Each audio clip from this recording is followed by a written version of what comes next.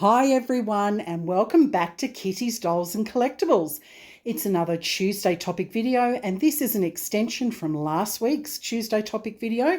If you missed it, I'll put a link to that video in the description box below for you. If you're new here today, welcome. I'll briefly fill you in so far. In my recent Tuesday topics, I've been discussing the rise of scams in the reborn hobby, because they come in all shapes and forms and there's far too much information to put in one video.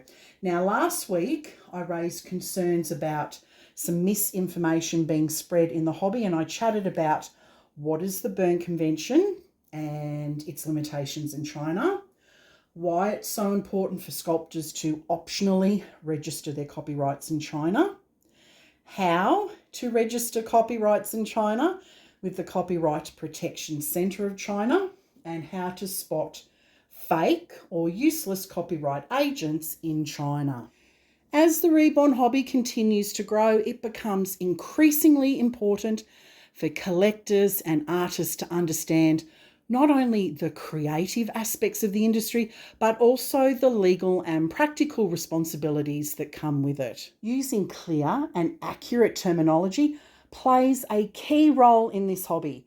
Collectors will often hear the words such as counterfeit, replica, legal fakes, copies, unauthorised use being spoken about in the hobby. Now, often when we hear these words, they are used inaccurately, and that's because certain individuals don't understand the true meaning of them. Today, I'm going to spend some time explaining various terminology to improve awareness of how intellectual property works, particularly across different jurisdictions, so that collectors can make more informed decisions, reduce confusion, and better support both ethical practices and the long-term sustainability of the reborn hobby. So, grab a cup of tea, sit back with your favourite doll, and let's dive in. So I'm going to get this gorgeous little girl dressed into a beautiful floral outfit. Look at it. Isn't it gorgeous? It is so lovely and florally. I love this little all-in-one grow suit. So pretty. It's long-sleeved and it's got the little press studs down the entire part of the body. And I'm going to put this beautiful floral handmade headband. Isn't it stunning? I think that's going to look so lovely with her outfit. Now, this is Tiffany Grace, and she is the Chloe Reborn kit by Natali Blick, and she was beautifully reborned by Kiwi Serenity Reborns. Now, there's going to be a lot of chatting about the reborn hobby in this video, and if the reborn hobby does not interest you, that's fine. Feel free to check out some of my playlists on my channel. I collect all types of dolls, not just reborn dolls. Now, before diving into today's topic, I just want to share a few words for context. As a long-time collector with decades of experience in the doll community, I choose to collect authentic reborn dolls for several key reasons, which I've already discussed in my previous Tuesday topic video. Essentially, I focus on building value in my doll collection and I prefer to support small businesses, particularly Australian ones, whenever possible. In addition, how I choose to collect dolls can be completely different to how everyone else chooses to collect their dolls. There's no right or wrong way to collect dolls. You do you. And whilst I keep the details of my specific professional background out of the public domain, I can share that I've worked across a range of professional sectors, including finance, accounting, and legal areas such as intellectual property and copyright. My insights and commentary come not only from personal experience as a collector, but also from a well-informed perspective, as I have a strong understanding of the broader legal and ethical frameworks involved with the legalities of running a business. And today I'm going to share some of that framework with you for the purposes of adding positive value to the reborn hobby. Now, I also just want to thank everyone who commented on the previous Tuesday topic video about the limitations of the Berne Convention and registering copyrights in China. Some viewers reached out on that video and commented, whereas others contacted me in private to thank me for presenting this video with the facts and providing useful tips rather than emotions and guilt tripping. Because there's certain individuals in this reborn hobby that get very emotional about these types of topics and go about bullying others who don't comply with their way of thinking, which isn't a practical solution to these concerning issues in China. As a collector of 23 authentic reborn dolls, I truly appreciate that my viewers can see just how hard I strive not to express my own personal views on certain aspects of this hobby and just to provide the facts and some helpful solutions.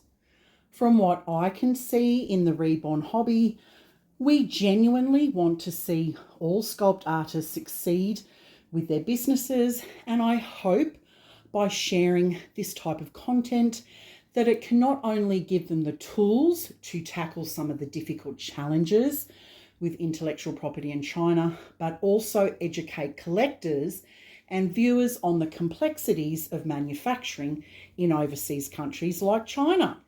It's been super encouraging to see sculptors like Ebda Abul and Priscilla Lopez recently having success with enforcing their copyrights with certain e-commerce platforms and successfully getting replica listings taken down.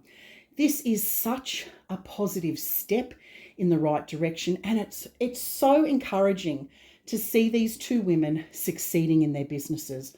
I literally do a happy dance when I hear about these types of wins because I love supporting women in business and women being successful in business.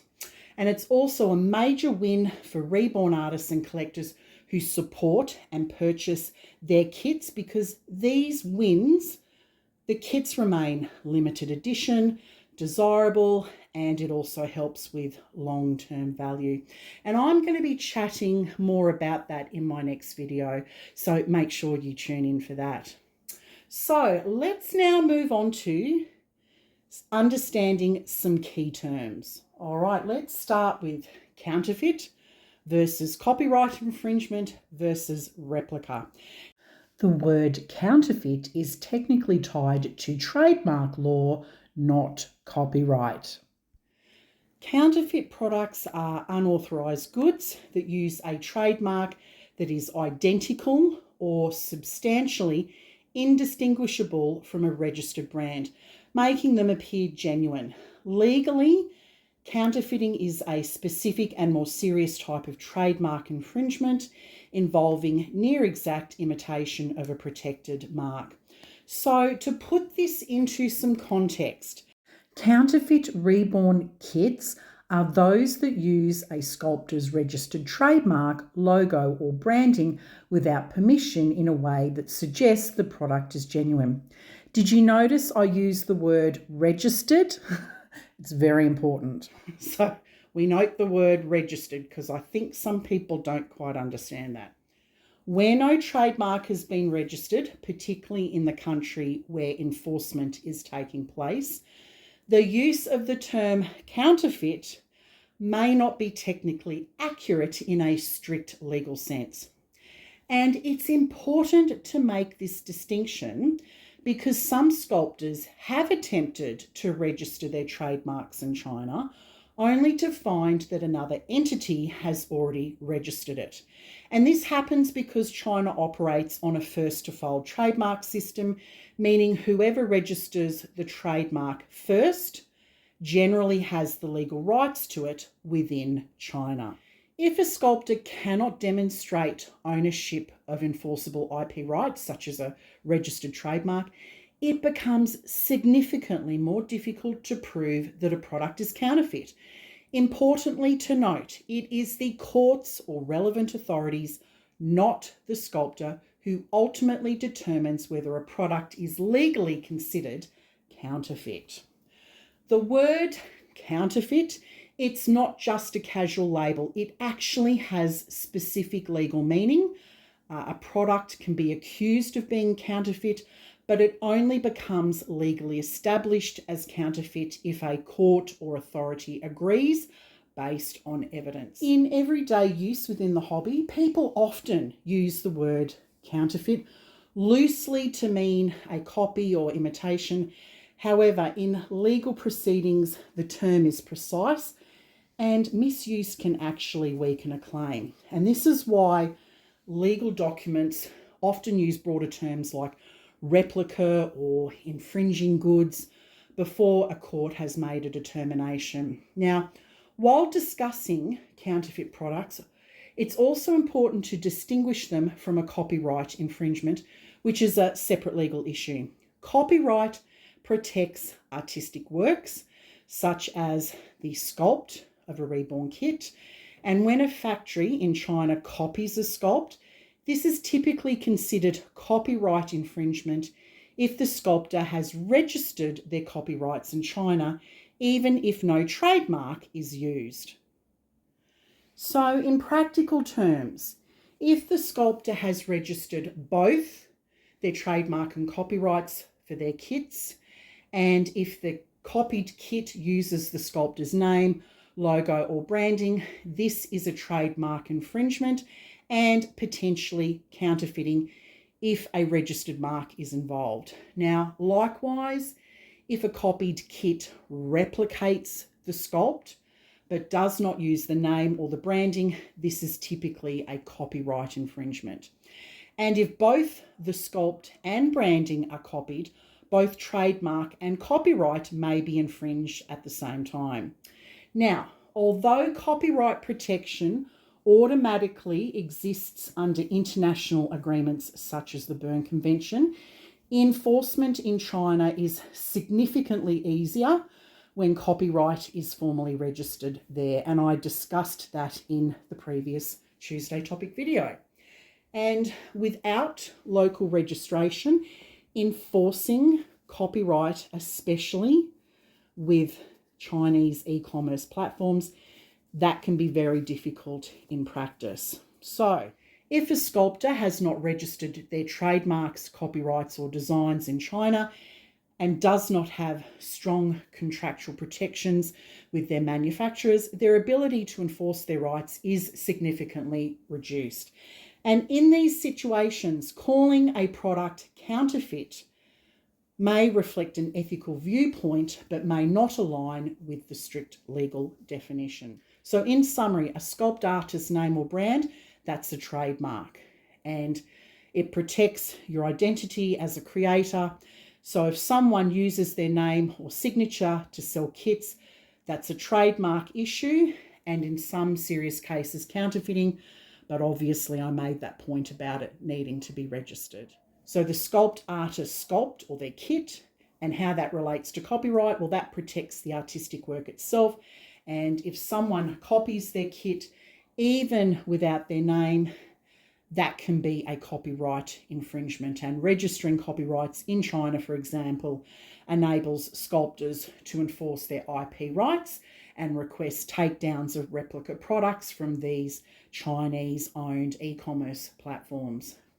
Now, if a copied kit includes both the sculpt artist's sculpt and their branding, then it may infringe both rights at the same time. Now, in contrast, the term replica is a recognised and legitimate descriptive term that is often used in legal, regulatory, and commercial context, including in court documents. So I've noticed there's been some recent discussion in the Reborn hobby where certain misinformed individuals claim that there is no such thing as replica Reborn kits. Now, this is completely incorrect and reflects a misunderstanding of how the term is used both in a legal and commercial setting. Now, the term replica it's not a made-up or purely community-based expression. It is widely used as a descriptive term in intellectual property discussions to refer to goods that either reproduce or imitate the appearance or design of another product. Replica products, they're also referred to as knockoffs, copies, or imitations. These terms are often used interchangeably in everyday language. However, in legal context, replica is commonly used as a neutral descriptor rather than a formal legal claim. So courts, regulators, lawyers, and legal filings have used the word replica to describe goods, products, or designs that reproduce, resemble, or imitate the appearance or design of another product, which may or may not include the brand name. Importantly, the term itself does not determine whether the law has been broken.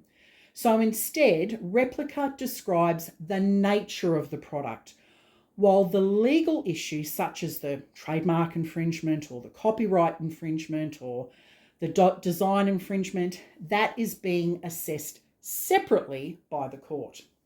For example, cases involving copied products, courts and legal filings may refer to items as replica goods, while independently determining whether intellectual property rights have been infringed. So the distinction is important. Replica is a descriptive term about the product. Infringement is the legal conclusion determined by the court. So this usage can be seen particularly involving copied luxury goods such as watches, handbags, and furniture. And products may be described as replica items because they imitate the appearance of well-known designs. Now, for example, with well-known watch brands like Rolex or Omega, replica, the term replica may be used to describe the product's similarity in appearance. The legal issue is then assessed separately. For example, the trademark infringement, the design infringement, or passing off. And in similar cases involving luxury brands such as Hermes or Louis Vuitton, courts and legal filings may describe goods as replicas whilst determining whether the use of branding or design elements violates intellectual property law. So while the legal claim may be infringement, the product itself can still be described as replica in a descriptive sense. In the description box of this video, I have included examples of court documents which demonstrate how the term replica is used in legal filings to describe copied or imitative goods. Now that this distinction is clear, it's important to understand how it relates to IP enforcement across jurisdictions. Certain sculptors rely on automatic copyright protection under the Berne Convention to protect their kits. Whilst this means a sculptor's work is recognised internationally, recognition does not guarantee enforceability. In jurisdictions such as China, enforcement can often depend on local registration, documentation, and evidentiary standards without registering relevant rights such as trademarks, design protections, or local copyright records, and without clear contractual agreements with manufacturers, enforcing those rights can be significantly more difficult. So now let's move on to other types of terminology. The terms legal fake and super fake, they are not legal definitions. They are informal or commercial terms often used in the manufacturing sector. So a legal fake is often used in online or in commercial discussions to describe products that imitate the appearance of another product but avoid using registered trademarks, or are produced in jurisdictions where intellectual property rights are not properly registered or enforced. However, the term can be misleading. It does not mean the product is actually legal. It often means that enforcing intellectual property rights against it is more difficult in practice. So let's put this into perspective with an example. A copied Reborn kit without the artist's name may still be a copyright infringement, even if it's described as a legal fake. And a product may be called a legal fake simply because the original creator has not registered their trademark or other rights, like copyrights, in a country like China. Now, the term superfake is also an informal or commercial term that's often used in the manufacturing sector, and it refers to the quality of a copied product, not its legal status. So superfakes are typically, they're like high quality replicas, and they're designed to closely resemble genuine products. In many cases, these products may still qualify as counterfeit if they use identical or substantially indistinguishable trademarks. So in legal terms, the correct distinctions are: counterfeit involves misuse of a registered trademark. Copyright infringement involves copying the artistic work itself, and many jurisdictions will require copyright registrations to enforce those rights. And replica is a descriptive term for a product that imitates another. So if you don't know what intellectual property rights a sculptor has registered, the safest and most accurate term to use for those Reborn kits that have been copied is replica. Replica describes what you can see, a kit that appears to copy the original sculptor's kit without making a legal claim about whether trademark or copyright laws have been infringed. Because terms like counterfeit have specific legal meanings and should only be used where trademark misuse can be clearly established through appropriate registrations. Now, whilst it's important to understand the differences between the terms like counterfeit, replica, and copyright infringement, it's equally important to understand the risks of using the wrong term, especially publicly. Now, using the word counterfeit is not just descriptive, it's a legal allegation.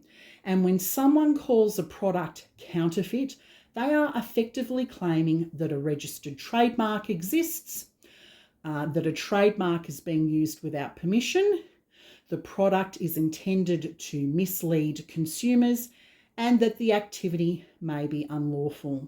If these elements are not verified, the claim may be inaccurate and in some cases legally problematic.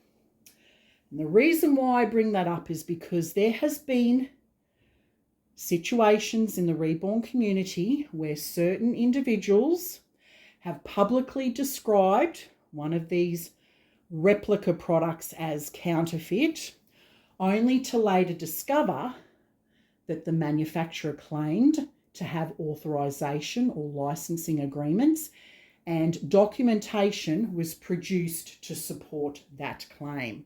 And in at least one case, because there's been a couple, this has resulted in legal threats being made by certain companies and YouTube content being removed and public retractions and apologies and confidentiality agreements being signed. So why does this happen? Well, from the outside, a product may appear to be copied, or it could appear to be low quality, and it could appear to be sold through questionable challenges. However, appearance alone does not confirm legal status. There may be licensing agreements that we, the collectors, don't know about. There could be limited production permissions that we don't know about. There could be regional manufacturing agreements that we don't know about. Or there could be disputes over ownership that are not publicly visible, and obviously we don't know about it. So the legal risk, in simple terms, calling something counterfeit without evidence can potentially expose someone to claims such as defamation, making false statements that harm reputation, misrepresentation, or commercial harm, even if the concern is genuine. Because I know there are people concerned within the hobby, but making a definitive legal claim without proof can create risk. And this is why it is safer to use descriptive non-legal language such as replica kit, copied, sculpt, or imitation. And, recently there was a YouTube content creator from Canada that was given a lot of flack over that. She received a lot of criticism. But actually, I recall when that individual started using the term replica, and it was because in her country, that's how they describe it until a legal decision has been made by the courts. So she didn't want to get sued. It was a very smart thing that she did. And I'm really surprised that people have come along to attack that, because honestly, go and take a look online. You'll be able to access court documents. You will see the term replica is used lots of times. And in fact, the links that I'm including in the description box to 2 cases, and in one of the court papers, it lists the term replica about at least over 10 times, and in the other over 30. It's not a made-up word. It is a proper descriptive word to explain a product, because lawyers don't want to be arrogant and obnoxious and go in and claim something's counterfeit, and then the court turns around and says, well, no, we've looked at the evidence, it's not. Okay, so we've got to be very careful about that. So descriptive non-legal language such as replica kit, copy, sculpt, or imitation, these terms, they describe what can be observed without making legal conclusions, and it reduces the risk of making incorrect accusations. Now, some of you may see this and still continue to use the word counterfeit, okay? That's up to you, but I know of people in the hobby that have done that, and they've got themselves into trouble, a lot of trouble for it. So, this is all about information sharing and helping you. The warning is out there to those who, some of you will remember, you'll know distinctly which key players I'm talking about, and you will understand how certain content was removed and certain things happened, okay? So just be very careful. All right, so the key takeaway is that in the hobby, you can describe what you see, but you cannot confirm legal status without evidence. It's best to leave that to the courts, who have the power to decide. Now, there's one more thing that I want to address, and it's something that's becoming a lot more common in the Reborn community, and that's Reborn artists buying replica kits from overseas, painting them and then selling them thinking they're safe because their kits come from China. Now, that's not how it works. Intellectual property laws are enforced in the country where the product is sold, not just where it is made. So, for example, if you reside in the United States and the original sculptor also resides in the United States and has registered their copyrights or trademark in the United States, or they have whatever is required in that jurisdiction, they can enforce their rights against you regardless of where you bought the kit. And this is where a lot of people will get caught out, because there's this idea of, oh, well, I didn't copy the kit, I just painted it. But legally, that doesn't remove the problem. If the underlying kit is an unauthorized copy of the sculptor's work, then selling it can still be considered an infringement. Your paintwork doesn't cancel out the fact that the base product may already violate someone's intellectual property rights, particularly when they have those rights in that country, okay? So what that means in practice is that if a sculptor finds out that their work is being sold in any way, they can take action. And that might start with something like a takedown notice on platforms, like eBay or Etsy, or they may send a cease and desist letter to the Reborn artist. But it can also escalate with accounts being suspended, listings being removed, and in more serious cases, there can be legal claims for damages. And here's the key point people need to understand. Even if it's difficult to go after a manufacturer overseas, say in China, it is so much easier to take action against someone selling within the same country.